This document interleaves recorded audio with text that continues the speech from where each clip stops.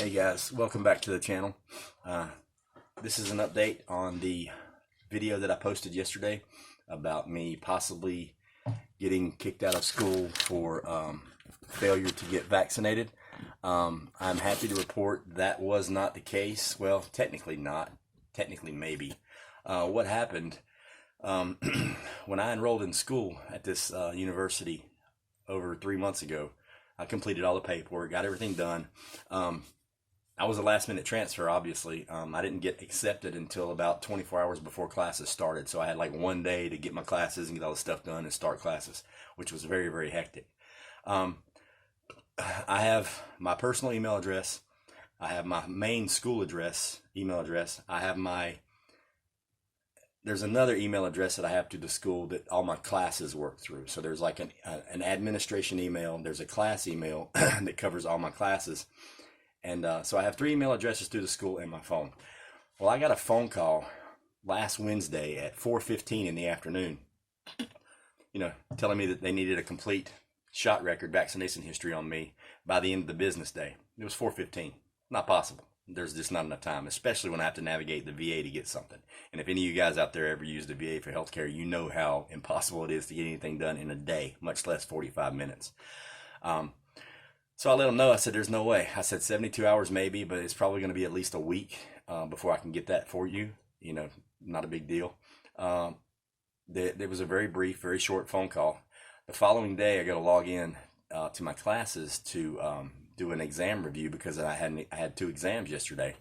All my classes are dropped. I'm completely kicked out of school, out of all my classes. So as you could tell, I was a little bit agitated yesterday. I got in the vehicle and I headed off to school. I went to the VA liaison there at the school, explained to her what was going on. She got on the phone, got on her computer, and started doing her things, this and that and the other. And come to find out, long story short, she gets on the phone with the lady at Student Services, and she's very, not necessarily rude, but very cold in the way she's talking about me not producing the vaccination record. And like I said, I explained to her, I said, I didn't know, nobody asked me to. Okay, if it was that important, why are you asking me, 24 hours ago when you should have been asking me 3 months ago for it? It should have been like one of the first things I was asked for, and I was never asked for it.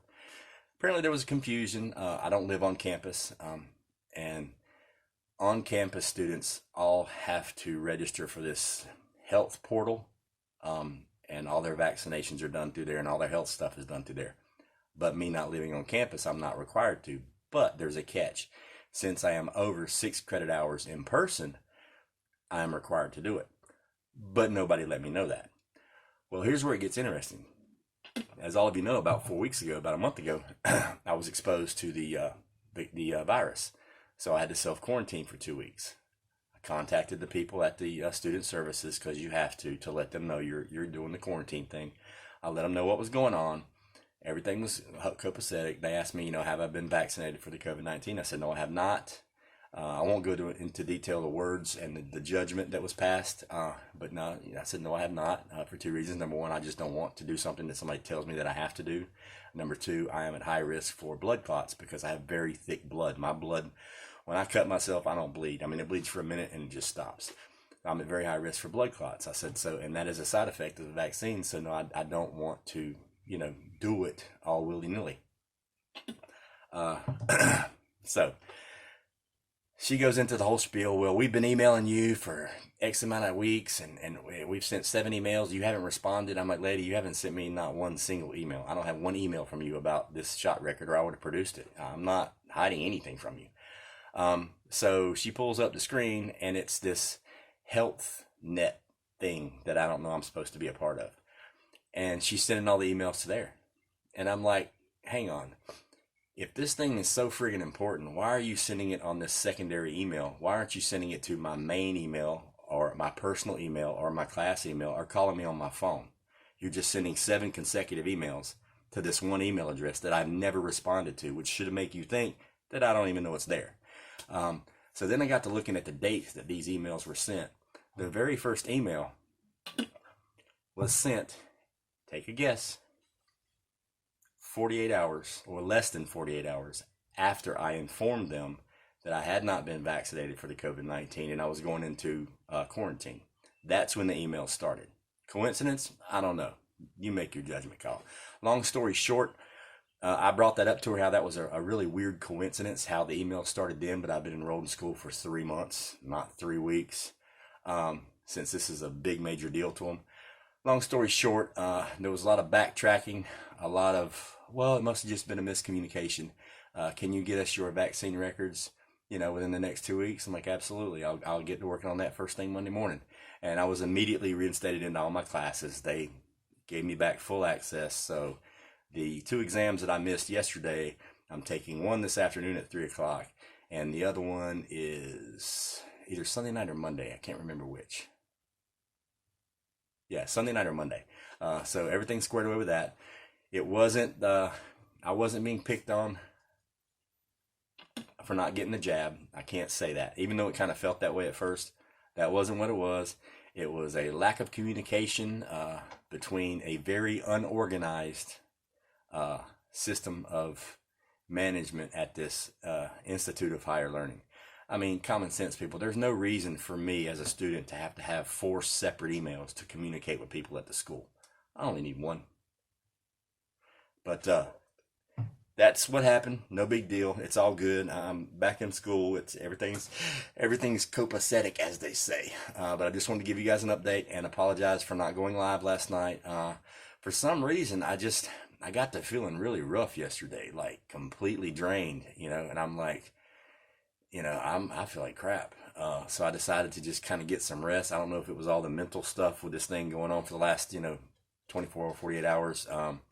So I just basically crashed. So I canceled the live, and I apologize for that. I did forget to delete it off of YouTube. I didn't know you had to do that. Thank you, Milkmaid, for letting me know.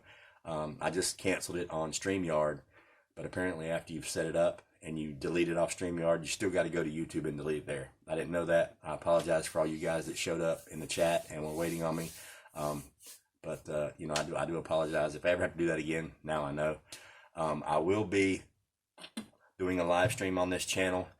I'm trying to squeeze it in. I can't do it today, I can't do it tonight, because tonight's the canning live stream on my canning channel. You guys, please check that out. If you haven't subscribed, please do. I would really appreciate it. It's Ghost Canner, just Ghost Canner. You can look it up. I'll try to post a link. It's been posted several times, but check it out. We're canning tonight, so I'm not gonna be able to do a live stream on this channel and get enough people in there, for the reason I need a lot of people in the chat. The reason I want to do a lot of people in the chat is because I want to do a 2,500 subscriber giveaway.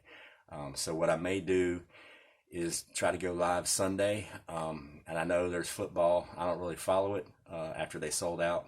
I know some of you still do. That's cool. And I know you've got games. The 4 o'clock game usually ends around 7, and then the 8 o'clock game. So you got about an hour window in there. So what I may do is just try to go live at 7 o'clock Sunday, and go live from 7 to 8 and do a live stream 2,500 sub giveaway. And if you watch the garden update video that I just posted, or I'm fixing to post, what I'm going to do, I believe, is a seed giveaway from the seeds from my container garden and my combat garden, my shift garden, whatever you want to call it.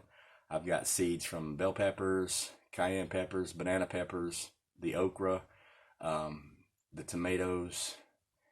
I believe that's it. Oh, and I saved seeds from that massive 20-pound cantaloupe that I had. I saved seeds from that. So what I'm going to do is I'm going to go live. I'm going to do a giveaway. It's not going to be a fancy, crazy giveaway. It's going to be a subscribers-only chat. So you have to be subbed to the channel to make a comment in the chat. And the way I'm going to do the giveaway is I'm going to, I don't know, I may do something as silly as, pick a number between 1 and 100, and whoever guesses it wins. I may do something like a trivia question or something. It'll probably be the number. I may just pick a number between 1 and 100, and the first 3 people that type in the number, I'm going to give away 3 prizes. They're all equal. There's going to be 3 first place prizes, not 1. So I'm going to just send 3 people seeds from my garden, and that's probably going to be the giveaway. I apologize for such short notice. Things have been kind of crazy. As you can see, I'm down here in the pit trying to get these shelves organized and get all the canned goods put up and get things done, because I've still got this side of the basement I've got to completely redo and set up with the grow lights to get the hydroponics going and things like that, and make a little studio so I can do all of my prepper videos with the the hydro build, the aquaponics build, a special video for you, native voice. I'm gonna do the PVC bow build. I'm gonna do the all the videos on long-term food preservation as far as your dry goods, your rice and stuff like that. And but I want it to be a lot nicer than it is now, so I'm working on that, trying to get it done. So just bear with me, guys. I appreciate it. That's it for the update. Everything's good. I'm in school. Didn't get kicked out, thank goodness. Oh yeah, and I shaved. So hopefully I'll see you guys tonight on the canning stream. Please join us. Even if you don't can, you want to hang out, come hang out with us. You're more than welcome to. I love having people on the panel that aren't canning because they can kind of interact with the chat while I've got my back turned at the stove doing the canning. It does get kind of hectic. So if you want to just come hang out and learn about canning, that's cool. You want to come up on the panel, that's cool.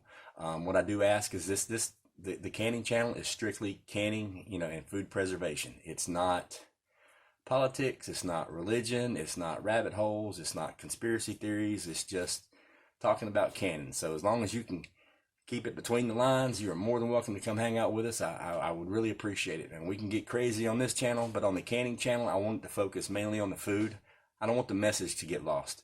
I want to focus mainly on the canning and teaching people how to can, and myself learn more different ways how to can different recipes and stuff. So that's why I separated the two, because there's a lot of confusion, and I want to just focus on the canning on that channel and the food, and then the prepping on the Ghost Prepper channel. So thanks for tuning in, guys. Please like, share, and subscribe, and I will see you guys tonight, hopefully at 8 p.m.